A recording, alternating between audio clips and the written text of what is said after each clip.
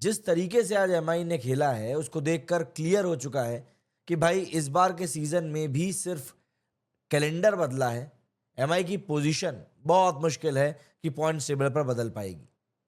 और आप किसी भी डिपार्टमेंट की बात कर लो, मैं किसी एक डिपार्टमेंट की बात नहीं कर रहा, आप किसी भी डिपार्टमेंट की बात कर लो, एमआई लिटरली आज आउटप्लेड हुई है गुजरात से।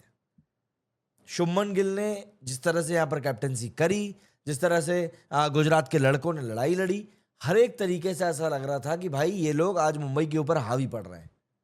और आज भाई रोहित शर्मा जबकि मैदान पर मौजूद थे, उन्होंने काफ़ी टैक्टिक्स को इधर उधर करने में हेल्प करी जब बॉलिंग चल रही थी मुंबई की। क्लियर तौर पर वो चीज़ दिख रही थी। इवन दीपक चहर ने जब विकेट लिया था तब उसने पूरा क्रेडिट दिला कर दे दिया भैया रोहित शर्मा को। इन सब चीज़ों के बावजूद भी द थिंग इज कि मुंबई मैच हार चुकी है, और ऐसे ही नहीं हारी है, काफ़ी बुरी तरीके से हारी है। यहाँ पर आपको पूरा क्रेडिट देना पड़ेगा गुजरात को, जिन लोगों ने मैच के ऊपर अपनी अच्छी खासी पकड़ बना के रखी। सिर्फ बैटिंग में नहीं बल्कि बॉलिंग में भी एक ऐसी परफॉर्मेंस निकाल कर दी है जिसको कि देखने के बाद में हर कोई यही बोल रहा है कि यार ये टीम ने वाकई में ये एक अच्छा मैच जीता है। गुजरात देखिए बहुत डाइसी टीम है, आप उसकी एक मैच की परफॉर्मेंस देखकर ये नहीं कह सकते कि आने वाले मैचेस में भी अच्छा ही खेलेगी। बट लेकिन बात यह है कि गुजरात ने आज के मैच में जो प्रॉमिस दिखाया है उसको देखकर एक चीज जो मानी जा सकती है वो ये कि आने वाले मैचेस में ये टीम अच्छा परफॉर्म करने की एटलीस्ट कुब्बत रखती है। बट मुंबई के साथ बात यह है कि मुंबई लिटरली, जी हाँ, ये जो कमेंट अभी आया है ना अमर ज्योति का कि नाम बड़े और दर्शन खोटे, यही काम हो चुका है।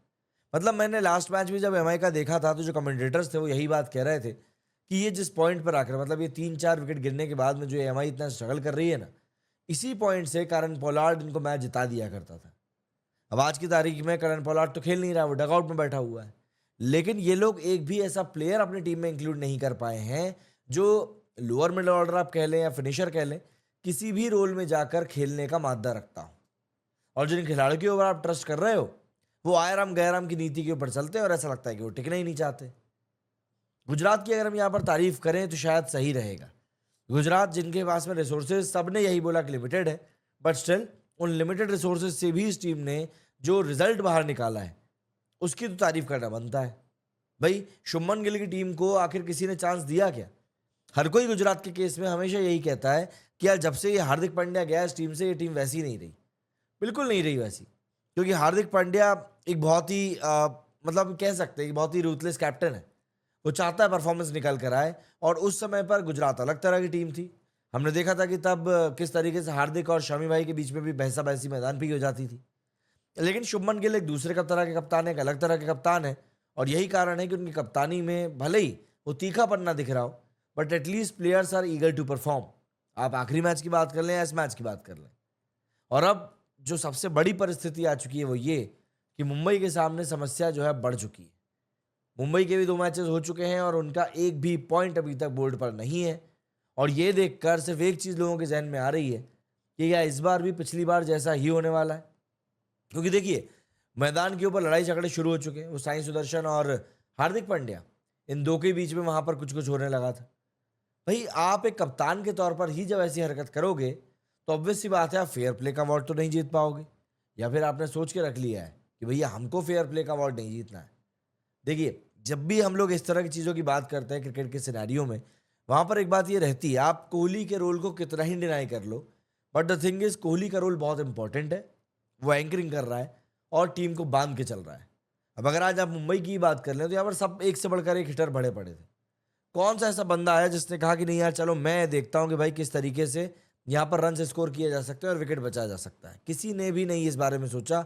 और इवेंचुअली यही कारण है कि आज की तारीख में ये कंडीशन बन चुकी है कि लोगों को समझ में ही नहीं आ रहा है कि यार ये मुंबई वो मुंबई कहाँ गई, जिसको कि देखकर हर एक मैच को देखकर लगता था कि नहीं यार यहाँ पर कुछ ना कुछ होता ही है, कुछ ना कुछ होता ही है। तो आज जीटी की अगर हम बात करें तो जीटी ने आज पहले बैटिंग करते हुए करीब 196 का स्कोर खड़ा किया था। ऑल्दो ये कहना गलत नहीं होगा कि ये स्कोर इनका कम था। 15वें ओवर के आसपास इनके 150 रन बन चुके थे और आखिर के 5 ओवरों में लोग बियरली 45-50 रन ही बना पाए। आखिरी के ओवरों में मुंबई ने काफ़ी अच्छी बॉलिंग करी थी। स्पेशली अगर मैं बात करूं ट्रेंट बोल्ट की, बंदे ने काफ़ी अच्छी बॉलिंग करी। और जो एक बड़ा तबका ये मान के चल रहा था कि जसप्रीत बुमराह के बिना मुंबई की जो डेथ बॉलिंग है वो काफ़ी ज़्यादा अफेक्ट करने वाली है, देखिए वो उतनी ज़्यादा इफेक्ट तो नहीं हुई है, लेकिन हाँ फिर भी आज काफ़ी अच्छी बॉलिंग करी। स्पेशली अगर हम बात करें ट्रेंट बोल्ट की, तो बोल्ट ने काफ़ी अच्छी यॉर्कर्स मारी थी और आखिरी में वाकई में गुजरात के जो बैट्समैन थे वो खुल के रन बना ही नहीं पा रहे थे। यहाँ पर देखिए दीपक चहर ने भी आज ओके ओके बॉलिंग करी थी, लेकिन जो मेरे लिए स्टैंड आउट बॉलर रहे भैया वो सिर्फ और सिर्फ बोल्ट रहे, क्योंकि मैंने देखा डेथ में बंदे ने किस तरीके की शानदार बॉलिंग करी थी। इस तरह की बॉलिंग आपको वाकई में मतलब जो इन स्विंगिंग यॉर्कर जो ये मार रहे थे ना भाई, मतलब लिटरली समझ में आ रहा है कि सलाइवा बैन हट गया है तो अब किस तरीके से बैट्समैन को परेशानी हो सकती है। मतलब अगर एक बैट्समैन अब स्कोर कर रहा है डेथ में जाके, तो आपको मानना पड़ेगा कि हाँ भाई वो बंदा सही साटी प्लेयर है, इसीलिए स्कोर कर पा रहा है, वरना उसको दिक्कत हो जाती। इनकी अगर बैटिंग की बात करें, साई सुदर्शन ने 63 बनाए। शुभमन गिल के साथ एक अच्छी पार्टनरशिप हुई थी इनकी ओपनिंग के लिए, और शुभमन गिल ने भी 38 रन स्कोर किए थे। और इन दोनों के बीच में पहले विकेट के लिए ही 78 रन की पार्टनरशिप हो गई थी 8 ओवरों में। तो स्पीड काफ़ी तगड़ी थी इन दोनों की बैटिंग, ये बात तय है। जॉस बटलर ने भी आज अच्छा खासा मतलब खेल दिखाया, 24 बॉलों के ऊपर कुछ 39 रन बनाए। शाहरुख खान यहाँ पर फेल हो गए, लेकिन रदरफोर्ड ने एक बार फिर से 11 बॉलों में 18 रन बनाए। बट आप देख सकते हैं वहाँ से फिर ना राहुल तेवातिया हो चाहे कोई भी हो, बल्ला खोलने का मौका जो है ना इन लोगों को मिल नहीं पाया, और यही कारण है कि मैच जो है इनके हाथ से इतनी बुरी तरीके से निकल गया, और मतलब कोई कुछ कह भी नहीं पाया। मुंबई के हाथ से मैच निकल गया। मुंबई की अगर हम लोग बैटिंग की बात करें, रोहित एक बार फिर से फेल। समझ में नहीं आ रहा है कि भाई रोहित शर्मा को अब मतलब विन करें या लर्न करें, समझ में ही नहीं आ रहा है, क्योंकि ये बंदा जो है लगातार फेल हो रहा है। और एक बड़ा तबका तो अब ये भी कहना शुरू कर चुका है कि रोहित शर्मा सिर्फ और सिर्फ पैसे के लिए खेल रहा है और कुछ भी नहीं।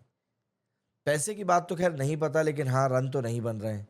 और यहाँ पर सिराज को भी एक बार फिर से कहने का मौका मिल गया कि हाँ भैया अब आप बताओ क्या करना है, क्योंकि सिराज ने मैच से एक दिन पहले ही रोहित शर्मा को आउट करने की प्लानिंग करी थी, और इस प्लानिंग के तहत वो बंदा चाहता था कि मतलब किसी भी तरीके से हो लेकिन ये प्लान एग्जीक्यूट हो जाए। अब देखिए यहाँ पर रोहित शर्मा जो है वो 8 रन पर आउट हो गए, रिकल्टन जो है वो 6 रन पर आउट हो गए, और दोनों को सिराज नहीं आउट किया। बहुत शानदार सीन था वो। इसके बाद तिलक वर्मा ने 39 और सूर्य कुमार यादव ने 48 बनाकर थोड़ा संघर्ष किया, बट सूर्य कुमार यादव तो चलो फिर भी ठीक है, 171 का स्ट्राइक रेट था। बट अगर हम लोग तिलक वर्मा की बात करें तो बंदे को 108 बार बताते हैं कि कब मारा गया था, लेकिन जिस तरीके से इस बंदे ने 108 के स्ट्राइक रेट से आज बैटिंग करी है ना, वो बहुत शानदार थी, बहुत शानदार। सूर्य कुमार यादव ने बहुत अच्छी बैटिंग करी, 28 बॉलों के ऊपर 48 बनाए, 4 छक्के भी मारे, बहुत बढ़िया बैटिंग लगी यहाँ पर। लेकिन बस इन दोनों के बाद में जैसे ये दोनों आउट हुए, पहली बात तो तिलक वर्मा ने बॉलें काफ़ी खा ली थी, लेकिन ये दोनों आउट हुए और उसके बाद जो टीम थी वो प्रेशर जनरेट कर ही नहीं पाई, बिल्कुल नहीं कर पाई। मतलब इसके बाद ना रॉबिन मिन्स चले, ना हार्दिक पांड्या चले, ना मनधीर चले, सेंटर ने थोड़ा बहुत बैट घुमा दिया, बस वो बात खत्म हो गई। बात बॉलिंग की करें तो भैया सिराज ने 2 इंपॉर्टेंट विकेट लिए ऊपर ही आकर। इसके अलावा रबाडा ने भी 1 विकेट निकाला। ईशांत और राशिद खान ने यहाँ पर मिलकर 4 ओवर फेंके, एंड प्रसिद्ध कृष्णा ने यहाँ पर 4 ओवर में 2 विकेट निकाले, एंड साई किशोर 2। तो भैया यहाँ पर एक तरीके से देखा जाए तो चीज़ें जो है ना बहुत हद तक सटीक चल रही हैं, बट मुद्दा यही कि कब तक चलेंगी। गुजरात जो है एक बार फिर से मतलब जीत की जो घोड़ा है वो उसने कम से कम देख तो लिया है। अब पकड़ा या नहीं पकड़ा, सवारी करेगा नहीं करेगा, ये तो आने वाले दिनों में पता चलेगा। लेकिन फिलहाल गुजरात जो है मुंबई के ऊपर जा चुका है, एंड हार्दिक पांड्या के लिए एक बार फिर से मुसीबतों का बादल जो है आ गया है सामने, क्योंकि उस बंदे को समझ में नहीं आने वाला है कि अब यहाँ पर कैसे क्या करना है। तो कोई बड़ी बात नहीं है कि अभी के लिए कुछ दिनों के लिए ये सब जो चीज़ें हैं ये बंद रहे।